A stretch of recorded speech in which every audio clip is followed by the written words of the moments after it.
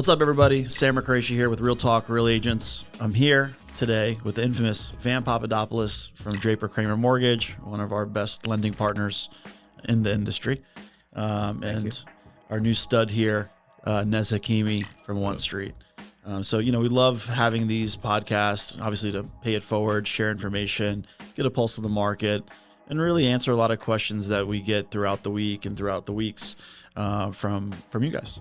And obviously, as you see these podcasts come through, and if there's any topics you guys want to ever talk about or hear about, we'd love to, get more granular with you and share that. So thanks, boys, for joining me today on this lovely Wednesday. It's sunny, it's beautiful, it's Q4. The year is almost out. It's been an interesting ride, to say the least. What a year. I'll tell you, I think this is, I had a meeting the other day, and I was, telling people this is and has been, our most successful year. When I say successful year, I really believe in the fact of learning. There is wealth and knowledge and stability and anchoring in. It has been the toughest year, but also the most rewarding from a mental point of view, and knowing that, as much as I don't think we did as much sales as we did last year, but that doesn't mean that we didn't win. And by winning, I mean learning and being able to pivot and adjust and get ready for the coming year. There's about a month and a half left to go, and I'm super excited and super bullish on where we're going. Obviously, we're predicated in this business on the variables of the client, the rates, the economy, and so much more. But, I think we've learned over time not to stress and not to worry. I have these two guests here today. One, always love talking to Van about perspective of the economy, financing, and he gets to see the other side of the table, and he's the ATM machine sometimes.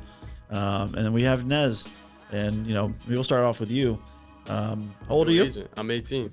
18. It's a lovely year. 1 month in. So 2 years ago, you got your driver's license. Yeah. Okay, perfect. And then you just basically got out of high school. Yep. And started work. Yeah, so you have your Maryland real estate I license? have my Maryland, and I'm passing DC today, hopefully. Passing DC. I love the positivity. So, you've been in the business for about a month? Yes. Okay. So, obviously a year ago, 2 years ago, 3 years ago, you're in high school doing whatever you're doing. And ultimately, why are you in this business? For the first thing, I always loved the grind. For whatever I did, I used to trade. That was a grind. Waking up 5 a.m. I just love the process. My mom did it. My uncle was very well off, and he actually invests in real estate a lot. That was a big thing. And then I always wanted to pursue something which actually had value in the future.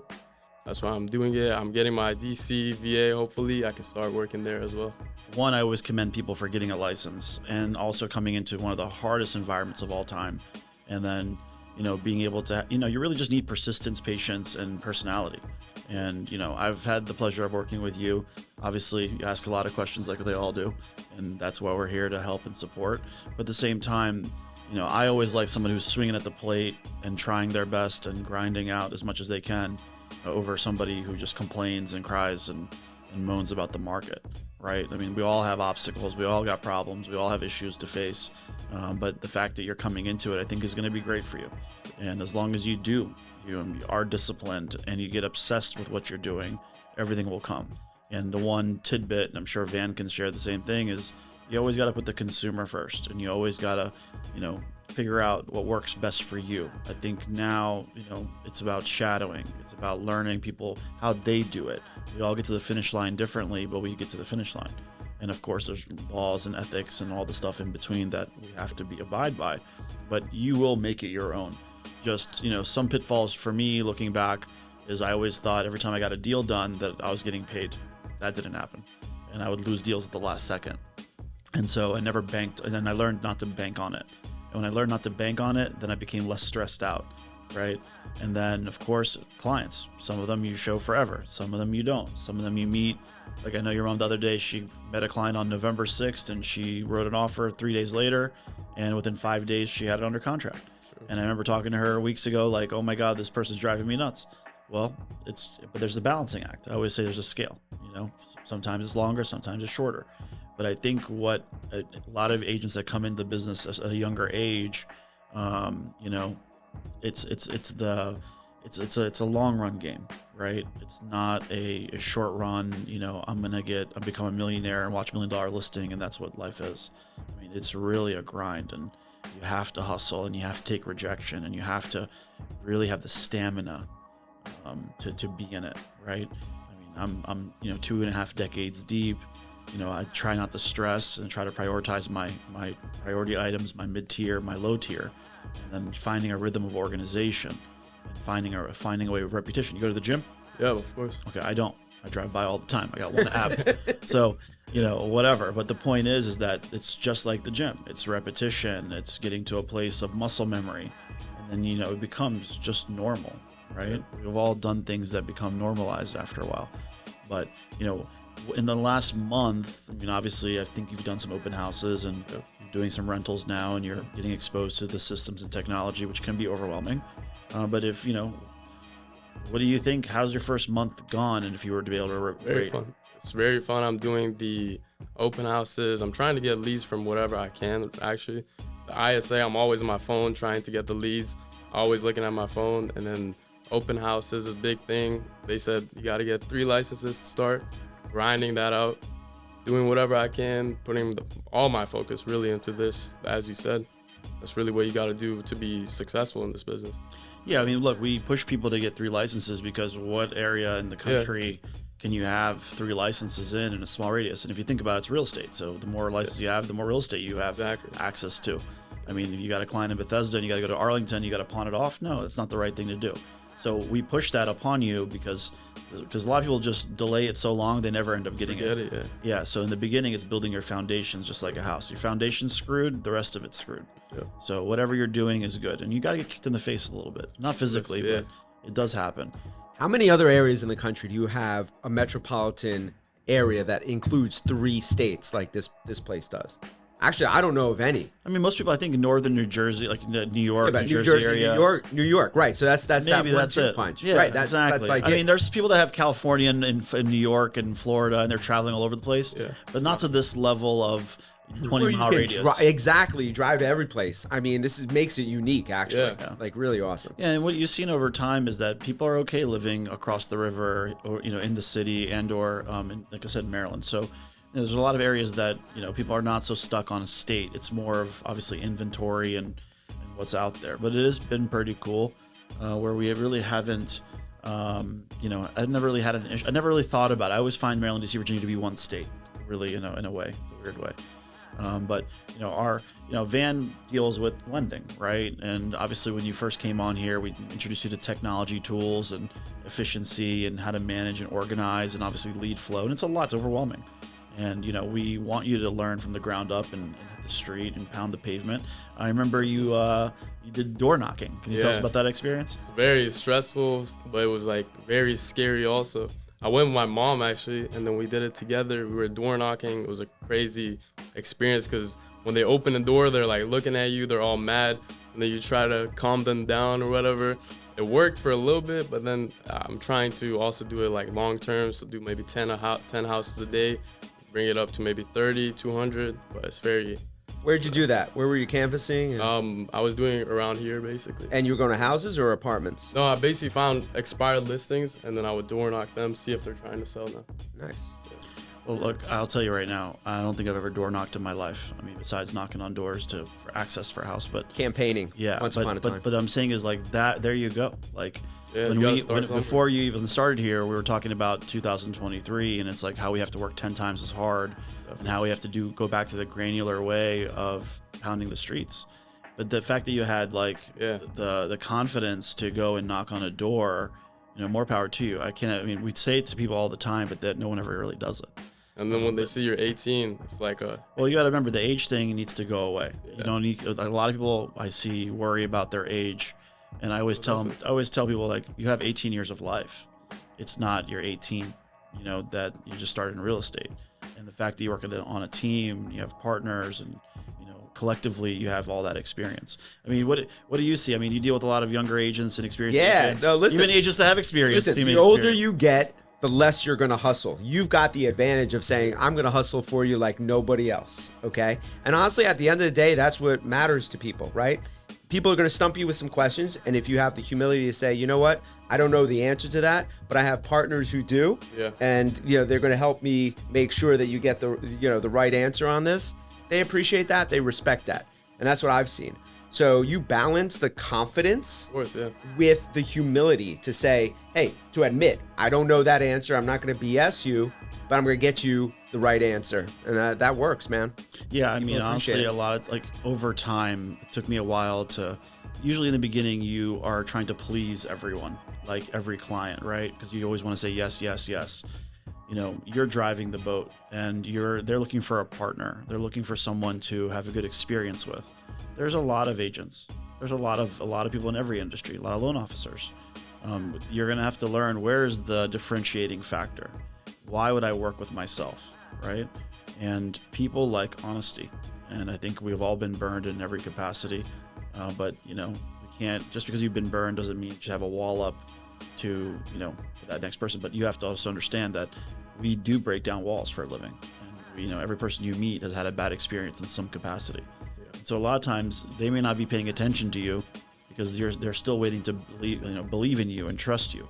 And that's why we say lead with market knowledge, lead with being a partner, listen more than you talk. And, I always say, I guarantee you my work ethic. And that, again, it's not to be, bland with that, but it's the truth. It's like you learn at some point, I can only control what I can control.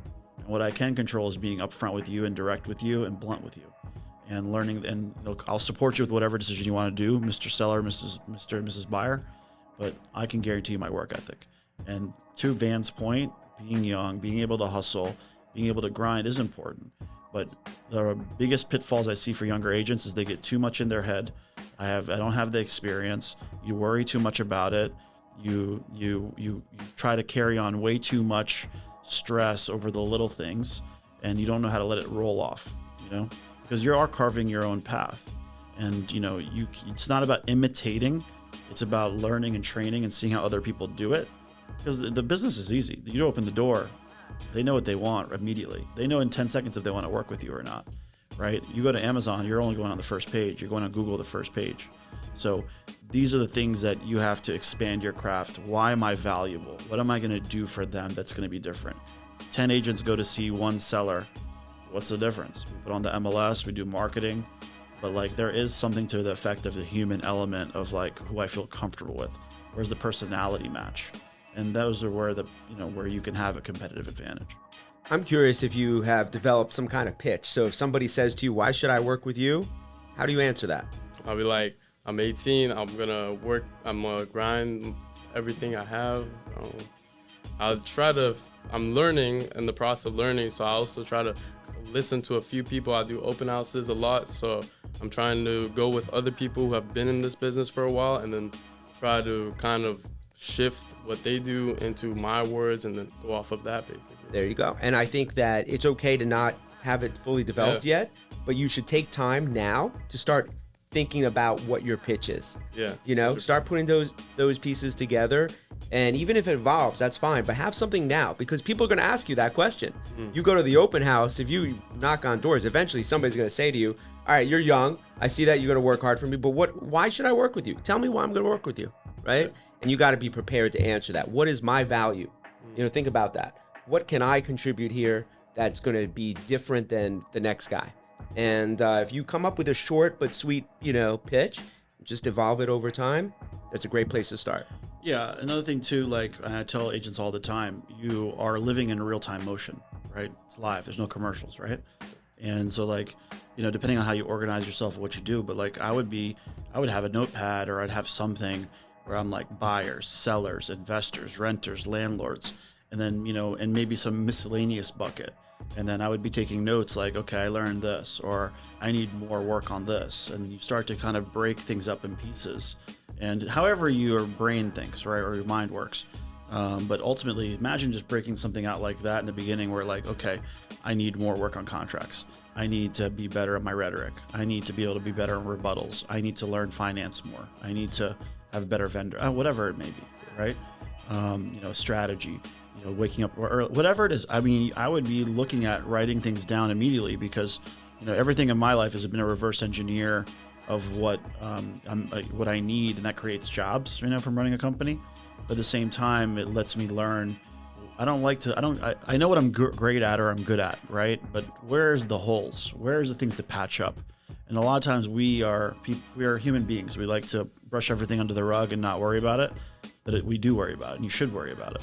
And right now, in the timing of the environment we're living in, with these potential lawsuits of commission changes, the agents leaving the business, being able to have too much technology and too many options, like there's a consolidation that's going to happen. And again, look, 18, great age. You have everything in front of you. You have, you're cut from a cloth of family and real estate. You're in a great environment of leadership here with systems and tools and lead flow in your own book of business that you're developing. So, there's a stamina issue, and then there's a mental issue of like giving up and quitting. And you're going to face that, and it's going to be good that you face it and get you kicked in the face. It's good. Yeah. Trust me. But it's how you come back, right? I always say we don't lose. You learn. And whether it's an offer you wrote, whether it's, all those showings that you did and they didn't write an offer or they didn't put in an application, so what? If you have the attitude of so what, who cares? Like, it's okay. I learned something. You're a winner. That's the key. Remember, your clients lose. You don't. Samer, you started this business at an early age, right? Oh, yeah. In diapers. In diapers? 18. So how did that work out for you? Similar situation, actually, right? Well, I didn't have the internet. And I didn't have all these systems and tools. We had the yellow pages back then. But yeah, I remember selling my first, I was throwing trash out at Samora in Rockville. And one guy asked me about a foreclosure. I had no idea what the hell that meant. And then I figured it out the next day. And then, I made $5,000 after winning the deal, or after we closed, obviously. And then I quit the restaurant business. I was out. I'd never wanted to look at a clock in my life again and say I have to go to work in 2 hours, 1 hour. I just wanted to be, no one to tell me no. I hated the word no, right? I use it a lot now, but I hated the word no. And so that's what propelled me to start. But if I could go back to talk to myself back then, now, I'd be like, damn, you shouldn't have quit that job. You should have kept on making that money that you were making every week to have stability. You probably would have been less stressed out if you had more reserve. But, you're young and like you get caught up in like thousands of dollars and this is what's going to happen. And I ended up selling my first house or buying it for him and then selling it for him. And then, picked up a phone randomly and I got my first commercial deal. And then, started networking with loan officers, going out to restaurants, meeting people. But back then it was literally relationship based.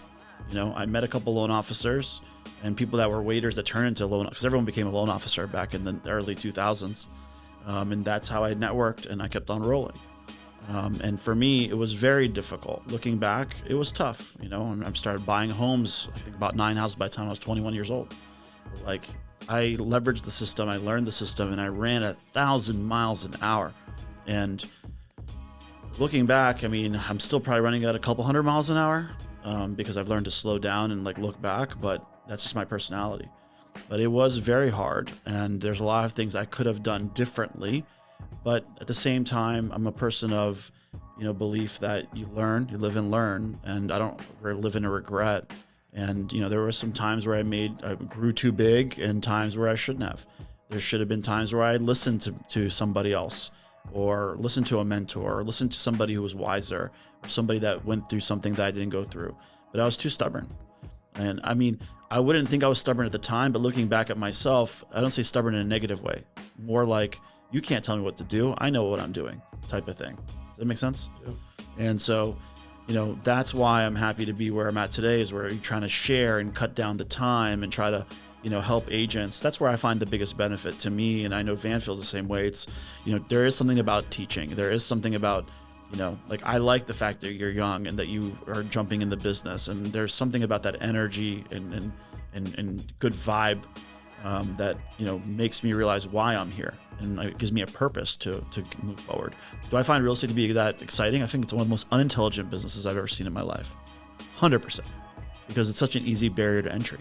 And that's why I do believe, and I'm a proponent, that with the new changes, whether the commission's coming down, where the technology's here, however you want to look at it, if you're not adapting, you're dying. And, I'm looking forward to us having a consumer that gets the best in the business. I'm looking forward to being and continue to be the top 1%. And that's who we want to cultivate, and that's who we want to be around. I think from loan officers to title companies to everyone in this ecosystem is going to get pushed out. And if you're not the best at what you do, it's over. Always ask yourself, and you'll always continue to ask yourself, and I ask myself the same, would you work with yourself? And this is not something to be answered. It's something to think about. That's where you want to get to, right? Yeah. Is saying, would I work with myself? And it's hard to judge yourself. It's hard to whatever, but you have to have humility, and you have to be able to listen. And that's another thing where I think I failed or didn't do well enough, where I just thought I knew everything. And I got where I'm at today by being who I am, but at the same time, going back, I wish if I would have pivoted in some places, I could have, who knows would it would have gained you more money, would have gained you less stress. Who knows what the outcome would have been. But that's my story, and I'm continuing to write it, and I'm the author, and I'm going to continue to write it to learn from my past, and hopefully not have to. My past is not to be my future. Make sense? Yeah. So I mean, with all that said, I'm talking a lot here today, but like, what are your biggest fears? Like, do you have something that is there something that like comes to your mind that's like, okay, this is what bothers me, or this is what I'm scared of, or I don't know, I'm talking about something of that nature where it's like that little voice in your back of your head, like being in real estate right now. Definitely being 18 is one, and not making it is the other. Like it's very hard to pick up the phone, get it to a point, and then they ask you, well, how old are you? And you say 18 because you can't lie. Why are they asking you? I don't really ever get that part. Does that really happen? I guess because I don't have the expertise. Yeah, but wasn't like that's actually happening to you? Where people ask you, how old are you? Yeah. Huh. That happened like 2-3 times. Interesting. But then, and mostly in the door knocking. Okay. Yeah. But then also on the phone. Well, door knock. Yeah, I mean, look, our business is very remote, but there's things to be rebutted in regards to age. I mean, I don't really hear that. I'm not saying just about myself, but in general, we always talk about being confident, walking into a room, like being able to know how to say, like, I'll get back to you. Let me just double check, right? Because in the end, we don't know everything. Yeah, that's one thing I'm working on. Yeah, confidence. But the age thing, I've heard it multiple times now today from you, and you've said it. Again, we're going to have to bypass that and figure out how to get around that, because as much as they're asking you that question, you're definitely thinking about it a little bit too much. And I think that's going to hold you back a little bit, but it's good to understand that is happening. Yeah, as somebody who has an 18-year-old kid, okay, I can tell you, you're making a transition where sort of the way you communicate with your friends in high school is completely different from the way you communicate with people that are your clients and your partners and professionals. The big asset, right, that they have. Yeah, exactly. So, you're going to change kind of your approach, right, in the way that you communicate. And 100%. That's something you're learning right now, and you just got to keep focusing and practicing and, keep pushing and get better. I mean, what about you? You got in the business a long time ago. You're a dinosaur. Yeah, but you know what? That's the piece. So what is it that keeps me in the business, right? You're talking about technology and how that's changing our business. So look, technology is going to change. It's going to replace kind of the transaction piece that, we do traditionally, okay? It's taken away the transactional loan officer, the transactional real estate agent. What it's not taken away is the person in our business who can give sound advice, can give share the wealth of their experience and help guide people to make better decisions, okay? Financial decisions and just, decisions about, the any of the choices they're going to make along in the real estate journey, okay? So I'm not going to be replaced because I know my value, right? And that's the key, is knowing what our value is and how we can serve and guide and educate, right? And influence people's decisions. So, the people that I see going out of the business very quickly, getting consolidated in this new era of change, are the people that are all transactional. They're all about just getting the deal done, right? They're all about the sale. They're all about the interest rate. They're all about, moving on to the next deal, right? That's the style that is outdated. That's the style that's getting booted by tech. And the style that is complementary to tech is the style of education and guidance, support, and using your knowledge and experience to help make the experience a whole lot better. Yeah. So going back to the question of you getting in the business. And, So I tried to avoid it. You see that? Yeah, well, I got in the business, 21 years ago. I started off in something else. And Did you run into? I want to. How do you relate to Nez when you got in? I relate. So I relate to you giving out because money. I mean, well, I wasn't your age when I got in the business, but I hired and trained a lot of people that were your age or just above your age. So I've worked with a lot of sort of the younger, early career people. And yeah, man, it's a transition. It's a challenge. I see it with my own son, you know, and he wants to do similar things as well. You know, one of the things I'm constantly telling him is, man, you can't talk like you are used to talking to me and to your friends. You can't talk like that to your clients and to your partners. not yet. Not, you know, well, you just, right. You don't have that respect. You don't have that, you know, No. yeah, they don't know who you are. You're a kid, right? So you've got to elevate your game. And so, I mean, that's the experience that I have is seeing that in the younger, you know, earlier career people that I've worked with and kind of helping them make that transition. But that's the key to what we're saying about age 2 to bypass. One, you got to get out of your own way. We're our worst nightmare. Second is knowledge. When I train you guys and I tell you about learning the markets, you know, going out there, seeing developments, doing things that aren't spurred by the fact that you have a client. That's the reason, because you can have educated conversations. You know, being able to know what's for sale, knowing how many days on the market, knowing what, you know, what's sold, you know, knowing what's coming soon, knowing that, oh, I've been to a couple of these open houses over here, you know, getting a pulse of the land, like learning, taking where you live and then starting to spread yourself out and using the time and the energy that you have. You get up early, look at that, spend 2-3 extra hours a day looking at the MLS. You know, I still do that every night. I know pretty much how many active listings are in every zip code. I know the average days on market for zip codes, for those zip codes. I know kind of an example of potentially how many coming soon properties are there. You know, I've kind of, and by doing this, I also start to realize the trend of, you know, how much of these areas going up in value. So you can learn a lot by just clicking a button, you know, and overall even downloading a spreadsheet. And you told me earlier that you trade stock. Yeah. Right. I'm learning how to trade futures right now, but like I'm doing that. But I learned that they're kind of the same. I'm watching candlesticks and whatever to learn like behavior of the market and looking at trends. And then I've been able to download, you know, when I was telling you about the, you know, looking at inventory, put them in a spreadsheet, and then I can put a formula to it, and then I can see how much it's appreciating, and then I can forecast potentially what I think. Again, I don't know the future, but I'm sure not every agent's doing what I'm talking about. You know, we all get hit in the head with a client, and then we're out there running around trying to figure it out, which is fine. It's normal. That's a normal behavior. But you have the opportunity to gain experience very fast. And people are just looking for confidence. They want you to be the rock. They want you to be the oak tree. They want to be able to know that they can lean on you. But it's you that's forcing them to tell you that you're 18 and how old you are. True. Okay? It's not them. And we need to bypass the age. I was 18. I dealt with that too. You know, I had to go out and get my first $500,000 listing at $500 listing commission. You know, so okay, but then I got a buyer from the open house, and then I took it on the chin. You know, and there was a lot of deals where I had to do it for way cheaper, like way discounted. But why would they choose me? They chose me because of money, and they knew that the market was good and it was going to sell. So yeah, I had to. I know my value is a lot more, but I didn't put that to be a roadblock, where a lot of people to this day have a roadblock. Oh, I can't give a credit to a buyer. Oh, you know, I just don't do that. It's not my motto to, you know, release my commission or to lower my fee. Okay, fine. That means you're living in a box. So I've learned the way I got here is by being open-minded, by being, you know, learning how to turn and burn, to listen to people, and never give up on a transaction. I mean, I'll beat it to the bitter death. Even if the loan can't work, I'll find another lender, or at least try. You know, if the condo board can't work, I'll figure out what the reason is.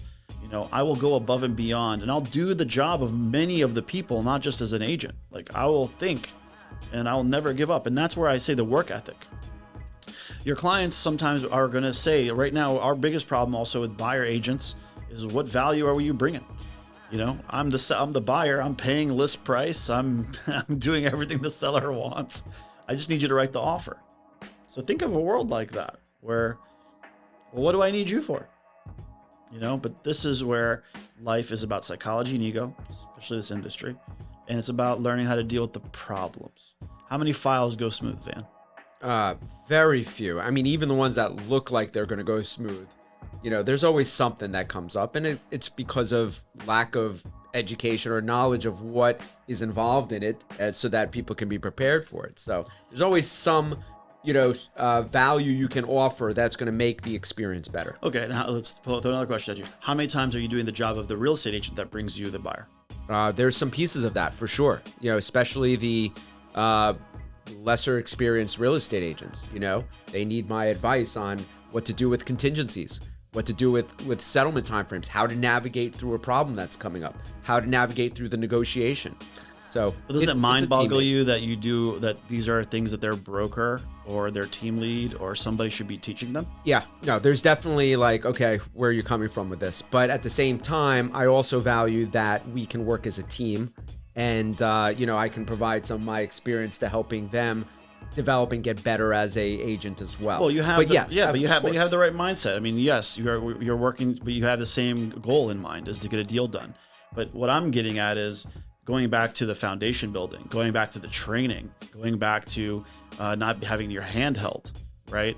It's okay to ask a million questions. It's okay to write them down, and it's okay to start figuring out your holes. But you have a higher and faster trajectory than Van and I do at this pace. You get through this market, which is fire, chaos, roller coaster ride from hell, but amazing. And then you can keep building, and you have a month and a half before the end of the year. And we always say, whatever you do towards Q4 is really it's going to be your Q1. And then you ride. Think about it. By the end of this year, you'll have all your licenses. You've done open houses. You're out there doing rentals. You're building out your organization, learning tools on your own. And it's very difficult to be in this business. Okay. It's very difficult. Most people don't last more than 6 months to a year. Okay. And I'm very positive that you will. But if you get caught up in learning and growing and that wealth, that's where you will have an avalanche of momentum. And your mom, even though she's not here, I want to talk about her. I've seen it, and I've seen enough people where, man, they take the advice, they're willing to be humble enough to take it and to grow. And she is on an avalanche tear. And I keep telling her, slow it down a little bit, be humble, take the punches. Don't worry about the small details. And, sometimes the prices come in, they're too low, and I don't want to drive too far. Every agent has we go through these things. I'm not saying it's specifically her, but the concept of some stuff that bogs somebody down. Don't lose sight of the overall picture, because it is a scale. It's going to balance itself out, right? So I guess the overall theme is don't get discouraged, right? There's enough success stories around you, and you're already successful by standing here today and getting your licenses and knowing that you're taking on an endeavor that is one of the hardest industries of all time, I think. Kudos. Yeah. Thank you. I mean, look, we've between us, we have we're 50 years of experience 50 almost. years, yeah. Maybe 100 years of age between us. What would you like to know? Everything, from the start. Well, we only have so much time for everything, but is there something that you want to know from Van, from me, something that's on your mind that, Maybe any tips you guys have for me starting out? Well, I gave you a lot already, right? And it's about implementing it. Maybe the psychology. Well, how to win over client. Well, I think it comes back to you learning again. It comes back when I meet someone, I know if I like them in very, very quickly, right? And I can call out bullshit very, very fast. But that's just me, right? I can tell. I mean, you can tell too. You meet somebody, immediately you like them or you don't. And that's kind of the society we live in. They size you up, what you're wearing, what are you driving, blah, blah, blah. It's all this BS. It's the truth, right? So, that's something we can work on together, right? And I think you just need to be out there with some people that are already doing really great work with how they handle their listing appointments, how they handle their buyers, how they let the client feel like they're in control, and then just that repetition and really analyzing where, as long as you're transparent and open to with yourself about what you're missing and where you think you need to fill in, and you keep pushing that, I think you'll do great. What do you think, Van? I think, the psychology of adults is probably similar to the psychology of kids, but you can't bully your way into influence like you might be able to in school. In the real world, you've got to negotiate and influence through finesse, right? Not through bullying, right? So you're basically got to learn that that process, you know, and learn how to influence. And there's books about it, you know, there's videos on it. I mean, if I was somebody again at your age, I'd probably spend a lot of time looking at that kind of stuff and learning that side of things. I tell my son who's in college, I say, you should go to Toastmasters and learn how to, you know, talk in front of groups, right? And learn how to influence. I think that's a big part of life, no matter what you do. So yeah, I mean, if I had to start over, I'd be focusing on that kind of stuff while learning the technicalities of the business. I mean, look, I'll tell you this. I mean, the fact that you were door knocking, I think, is pretty awesome. You know, one other thing that you could do when you door knock, if you ever did it again, or even it's like reading reviews. It's like reading reviews, right? You can see there's a million reviews all over the place on every website. You could read what the consumers really liked about their agent. You know, it's kind of a cool thing to do. Spend 10 minutes looking at that. Or if you end up talking to someone that's bought a house or, you know, sold the house or whatever it may be, you can ask them, what was so good about your experience? You know, I mean, again, it's not about, you may not get business out of it, but by learning, you're getting something out of it. You're planting something for the future, you know. And that's another thing too. Like, you can't, like, people, I still always gave myself to everyone in the sense of, like, I'll always answer the questions, even if they're not my client. Agents that call me from random brokerages or team, whatever. Like, I never put a wall up to say, oh, I'm not making money on this, or, you know, I shouldn't do this. I've never behaved that way, where it's not worth my time. I never said that. And I think that also helped me keep it moving, where yes, I've spent a lot of time and I get nothing in return monetarily, but I don't use that to be a problem, and I don't shut down. And where like we'll do, this is price point's too low. It's not for me. This is too far. Oh, this is not worth my, like, if you start saying it's not worth my time, this is where you're boxing yourself in. You have to take it. You're in real estate. Yep. Everyone deserves to be treated fairly. And you never know what that dollar client turns into 100 and then 1,000 and 1,000,000 and whatever. Like, that's another thing that made me who I am, by not carving out, you know, like, I'm too good for this, or this is too far for me. And agents do it all the time. And there's nothing wrong with the strategy. I like to work in this neighborhood. I like to work in this zip code. I only work in this market. Okay, good for you. That's fine. Whatever works for you. But if you start to cut that down now at a young age, or experience-wise, then all you're doing is putting yourself in that corner, where then you just have less opportunity, right?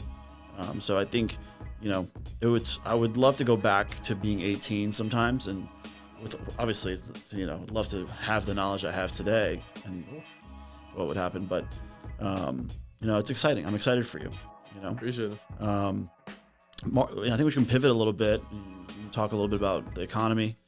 Maybe talk about rates, talk about things. But I mean, from my point of view, it seems like over the last couple of weeks, you know, things have gotten, I don't know, like, there's a part of me that says that I think we've hit the ceiling and we're kind of, not say bouncing down, but is it fair to say, do you feel the same way I do? Like, I feel like we've hit the kind of the top of the pyramid and now we're slowly inching our way down from rates, or you still think there's a big surprise coming for us? Yeah, no, today is what, November 15th. I called it back on October 30th. I said we've hit the top here. Actually, I said it a couple days later, okay? Because there's some, you know, I'm not going to be, you know, I saw that basically the data was telling us that rates had gone too far up, okay? And I think that the data since then, last 2 weeks, has supported that. Today we had another report that was favorable in terms of the direction that inflation is going. Yeah, I think it was the 3.2 versus 3.3. Yep. So the producer price index basically showing that that inflation's coming down in that segment faster than expected. So that yesterday there was the consumer price index. So all the trends right now are that we're going in the right direction. So I do think we hit the top.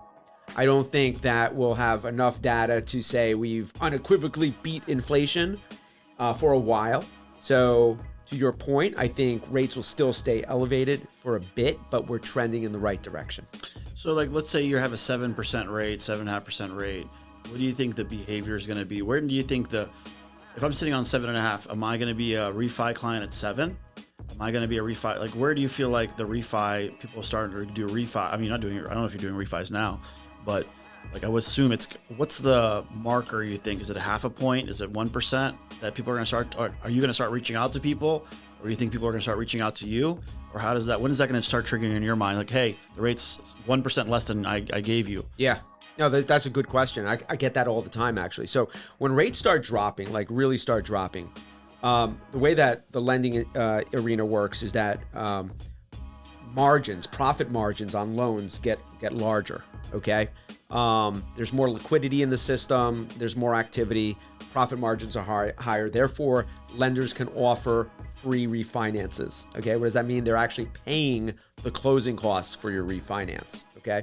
So when that starts happening, in most cases, if you can get a no closing cost refinance at 0.5% or 0.75% lower of an interest rate, it's sort of a no-brainer, okay? You never know how low rates are going to go, right? So one of the objections that homeowners might have is, well, should I refinance now or should I just wait, right? So the answer to that is, if you can get repetitive, no closing cost refinances, you might as well take advantage of it when the rates are low enough for it to make a dent in your monthly payment. So we're saying, and then we can do it again. When you say no closing costs, you mean you're not adding anything to my payoff? That's correct. That means that the amount of the closing costs are going to be covered by a credit from the lender. So let's just backtrack here. Typically, when I was used to doing refinances, and I remember refinancing during COVID a million times, where they would add the closing costs to your payoff. So that's a big thing, because a lot of times people didn't like that. They're like, okay, well, I'm saving $300 a month on my payment, but I just added $10K to my payoff. Okay, fine. I'm in it for the long haul. But if I'm only going to keep the house for a year, I might as well not do it, because I'm going to make that equity back, right? So there's some things, but you're saying that no closing costs. Was that always around, or? It's always been around. Maybe not all lenders advertised it or talked about it or pushed it, but basically it's an advisable way to go if you think rates are going to continue to drop, or if you think you're going to sell the property in the near term, to your point, and you don't want to sink too much cost into your transaction. But let's be clear, we have to have equity in our home to refinance. You do have to have some equity, right? But if assuming home prices stay relatively in line with where they are right now, most people who bought homes in the last few years have equity. When we're talking about equity, is there a certain metric of, like, it has to be at least 10%, it has to be 20%? Not really. You just have to have minimum 5% really to do a refinance. Fair enough. If you want to get rid of mortgage insurance, if you are in that situation, then ideally you want to have 20% equity. But even there's ways around that as well. They never came up with a product where, like, you're sitting at 7%, the rates keep falling, and then you get to readjust every half a point by the same bank? No, nothing like that. By and large, no. There might be a bank here or there that has some kind of... Because if you're talking about no closing costs refinances, it would make sense that just happens automatically, right? Yeah, but that's not how the industry works, because these loans are packaged, pooled, they're mortgage-backed securities. Because at the end, when you're doing refinances, a lot of these banks that had the loan doesn't mean they're getting the same loan again. They're going somewhere else. That's correct. There's contracts in place, right? So you have to pay off and cancel out an old loan and replace it with. If you were a bank and you were holding a 7.5% rate and now it's 7%, or I'm going to get refi at 6.5%, I mean, isn't it in my best interest as the bank, as the note holder, to give that refinance to that person, not lose the loan? Or I'm like, I don't care anymore because it's cheaper loan and I'm not making as much interest. Does that make sense what I'm saying? Yeah, so there's a nuanced answer to that. If they're servicing the loan, they're making money on a monthly basis from that loan. So their hope is that you won't leave that loan because that is a valuable loan for them, right? But if they know you're going to leave anyway because the rates are going down and they know pretty much everybody's going to want to refinance, then yes, they'll want to reach out proactively and try to retain your business, replace their current loan with at least a new loan so they can still keep you as a customer. So what's cool about refinances too, to the point of this, is that when people start to save $500, $1,000, $2,000 a month, whatever it may be, that frees up cash flow. And when the rates come down, their incomes or salaries don't really catch up to the rates, and that's a hard part. And that's why some people get outpriced in this marketplace. But they start to save money, then that's where investments can come in. That's where they can buy a second property. You know what I mean? So that when the refinance market hits, it's gonna be great. Yes, maybe inventory will increase a little bit. I think demand is gonna be still super high, and I think you're gonna see higher price appreciation for homes, because I have not really seen a let up in in house sales. I see more competition all the time. I mean, where are we sitting today at a 30-year? Roughly 7.25, 7.3, depending on the situation. First-time home buyers, even lower. We were at 8% about a while. Oh, that's what I'm saying. About 2 weeks ago, we were at 8%. So we're touching 8%. 3/4 of a point almost. That's a lot. Exactly. It's a huge drop. Okay. And so I think, I mean, in my opinion, you start to hit the sixes, you know, even just under 7, right? I mean, that's a pretty big thing. That's right. Right? I guess my last question to you in regards to this, well, maybe 2 questions, but if I have a rate lock, usually when I get a contract under, you know, I get a house, whatever, the buyer locks in a rate. And then during that rate lock, I'm at 7% locked in, and then the rate goes to 6.125. You know, the borrowers benefit from that lower rate lock? If there is a float down option built into that rate lock, then yes, they can float down to the lower rates. Do I pay That's extra why for that? in most cases they do, but they should ask the question to their loan officer when they're going through that rate lock process, because that is something in most cases that you can take advantage Yeah, of. but how many people know about that? Because I just told you a way to save money, and the lender's not making as much money. There you go. Like, I mean, how many people are really honestly telling that? You think in this industry, is that something that is really forthright said to a borrower? Well, you know, the thing is that it really is something that should be indifferent to the loan officer, okay? Because it's something that the lender is not going to pay for. It's something that the buyer typically is going to pay for as part of their rate lock. Or the lender might have built into their pricing this extra margin for those float downs. So honestly, the lender should be indifferent, and that's why it's incumbent on the lender really in most cases to talk about it. But if they don't, you as the buyer, I'm telling you right now, should ask that question. Okay. So here's the multi-billion-dollar question. Are we going to be okay next year? I'm bullish, man. Yeah. I'm excited.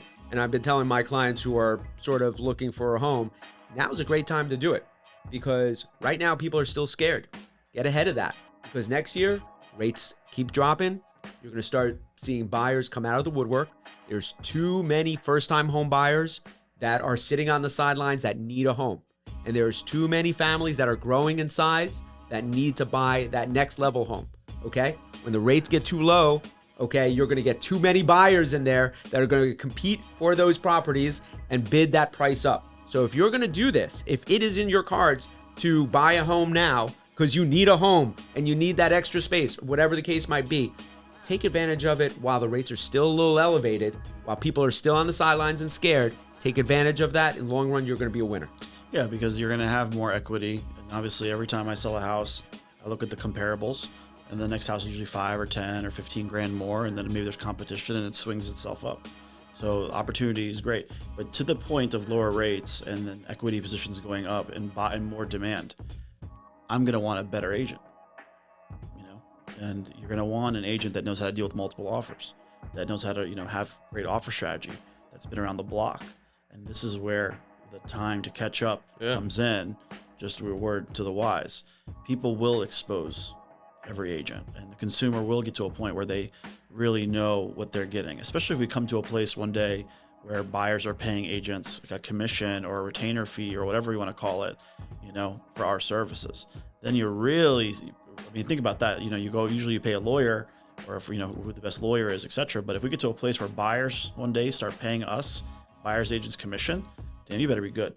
Like, that's where your experience will come in. That's where your track record will come in. You know what I mean? And then things will flip upside down. You know, again, I think overall our industry is changing. I think the new year, to your point, I think I'm very bullish on 24. An election year coming up, the world's going nuts. But at the same time, this industry's always been chaotic, and I think we're in the best industry in the chaos, if you will, because people need a home, they need a roof over their head. Home is more valuable than ever before, and this is the time to show where your value is and capture playing time. And you know, it's a contact sport. So ultimately, I hope you know, you got some things out of this today. Of course I did. I know I did. I know that I'm not 18 anymore, and nor is Van. But in essence, you know, this world, money never leaves the planet. It just transfers, and right now your main thing is homework, Yeah. and catching up with me and your goals, and looking backwards and looking forward. And I have total faith that you'll do well. Van, I think it's retirement time. No, I'm just kidding. No, Far from. no, but again, I just want to thank Van from Draper Kramer, great partner of ours, and very knowledgeable. One thing I like about having good partners is that somebody that'll be honest with you, whether the business works out or doesn't. Like being able to get somebody to actually walk you through, not talk over your head and spin you around with big ass words. You can at least understand what's going on. And I think in this industry, we have a lot of failure is in teaching and in showing the journey and cultivating it, where you turn off buyers and you turn off sellers and you turn off other people that don't, that reduce the activity in this marketplace. So I appreciate all the love and the partnership. Appreciate you. And thank you for everything. And for you, young man, good luck. Appreciate it. Thank you, everybody, for joining us today. Hope it was informational. And again, any feedback, comments, please add them. Any topics you want to talk about in the future, we're here to build these for you. Cheers. Cheers.